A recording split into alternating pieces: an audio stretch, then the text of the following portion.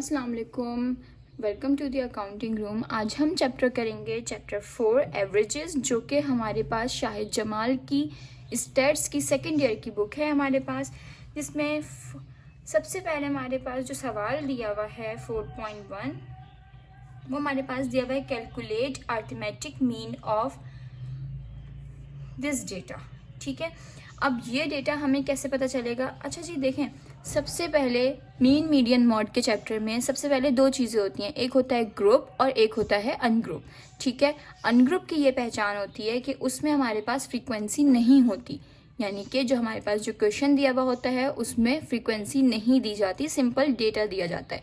और जो ग्रुप का डेटा होता है हमारे पास, उसमें हमारे पास या तो क्लास इंटरवल्स दी जाती हैं या तो क्लास बाउंड्रीज दी जाती हैं और साथ फ्रीक्वेंसी दी जाती है। सबसे बड़ी हमारे पास निशानी यही है कि जिस सवाल में हमारे पास फ्रीक्वेंसी दी हुई हो वो हमारे पास ग्रुप का सवाल होगा, चाहे वो मीन का हो, मीडियन का हो या मॉड का हो।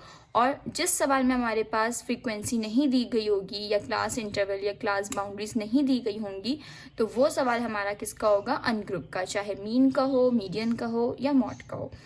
ठीक है, अब सबसे पहले हम स्टार्ट करेंगे। यहाँ पर हमें एक डेटा दिया हुआ है, ठीक है, सिंपल एक डेटा दिया हुआ है जिसमें हमारे पास ना तो कोई क्लास इंटरवल है, ना तो कोई क्लास बाउंड्री है और ना ही कोई हमारे पास फ्रीक्वेंसी है। सिंपल एक डेटा दिया हुआ है। इसका मतलब है कि ये डेटा किस चीज़ का है? हमारे पास अनग्रुप का डेटा है ये। क्यों? क्योंकि हमारे पास इसमें कोई फ्रीक्वेंसी, कोई क्लास इंटरवल, कोई क्लास बाउंड्री नहीं दी हुई, सिंपल हमें एक डेटा दिया हुआ है। ठीक है, अब हमें हमारे पास ये क्या कहता है 4.1 में, कैलकुलेट अर्थमेटिक मीन, ठीक है, ऑफ दिस डेटा। अब हमने इससे, इस डेटा के जरिए हमने क्या निकालना है? अर्थमेटिक मीन निकालना है, यानी कि मीन निकालना है, जिसका मीन का फॉर्मूला हमारे पास होता है x bar is equals to summation of x upon n।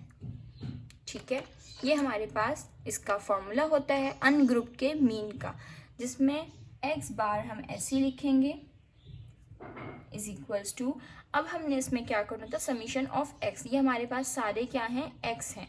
ठीक है, अब हमने सम करना है। समीशन का मतलब होता है सम, तो हम क्या करेंगे? 77 प्लस 73 प्लस 75।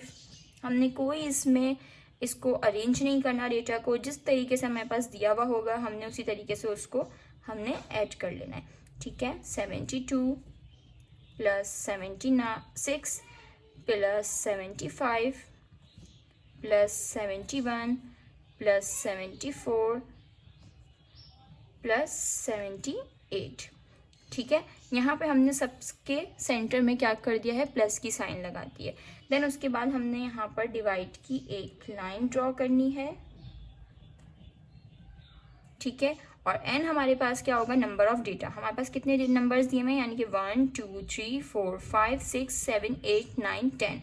हमारे पास नंबर ऑफ डेटा हमारे पास कितना है? 10 है, तो हमने यहाँ 10 लिख दिया।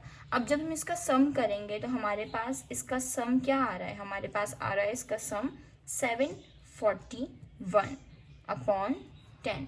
जब 741 को हम 10 से डिवाइड करेंगे तो हमारे पास जो आंसर आएगा वो है 74.1। ठीक है, जो कि हमारे पास ये हमारा क्या है? मीन है ये हमारा। अच्छा जी, अब इसी का सेकंड पार्ट है जिसमें हमारे पास वही अर्थमेटिक मीन दिया हुआ है अनग्रुप में, तो इसको भी हम इसी तरीके से सॉल्व करेंगे। सबसे पहले हम x बार लिखेंगे इज इक्वल्स टू, फिर 5, ओहो मैंने 5 पहले लिख दिया है, 5 plus 4 plus 6 plus 5 plus 7 plus 5 plus 4 plus 8 plus 6 plus 2 plus 5 plus 3। हमने इसी तरीके से प्लस लिख कर लगाने हैं सबके सेंटर में, और उसके बाद पे हम लोगों ने इसको नंबर ऑफ डेटा से डिवाइड कर देना है, जैसे 1 2 3 4 5 6 7 8 9 10 11 12। हमारे पास नंबर ऑफ डेटा कितना है? 12 है। हमने 12 से यहाँ इसको क्या कर देना है? डिवाइड कर देना है।